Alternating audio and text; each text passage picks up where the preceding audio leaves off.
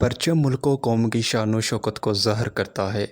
یہ عزت و وقار کے ساتھ ساتھ فتح و کامرانی کی علامت بھی سمجھا جاتا رہا ہے۔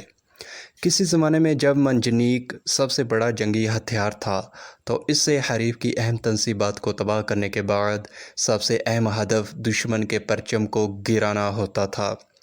جنگ کے دوران جو فریق اپنے پرچم کی حفاظت یقینی نہ بنا سکے تو پھر اس کا مطلب اس کی شکست سمجھا جاتا تھا۔ پروفیسر رسول بخش رئیس کا کہنا ہے کہ پرچم کی قدیم تاریخ ہے۔ یونان اور قدیم فارس کے علاقوں میں بادشاہ اپنا پرچم رکھتے تھے۔ یہ عسکری اتحاد کی علامت کے بعد قومی اتحاد کی صورت اختیار کر گیا۔ Lahore university of management sciences کے پروفیسر تیمور رحمان کا کہنا ہے کہ قدیم زمانے میں جنگوں کے دوران مختلف رنگ کے پرچم پیغامات کے لیے تیار کیے جاتے تھے۔ کچھ پرچم اپنی فوج کے لیے پیغام رسانی کے طور پر استعمال ہوتے تھے، جبکہ مخالف فوج کی طرف سفید رنگ کا پرچم لہرانے کا مطلب امن کی آفر ہوتی تھی۔ یہ پرچموں میں عظیم پرچم، عطائے رب کریم پرچم، قومی پرچم کا ڈیزائن سید امیر الدین قدوائی نے مرتب کیا۔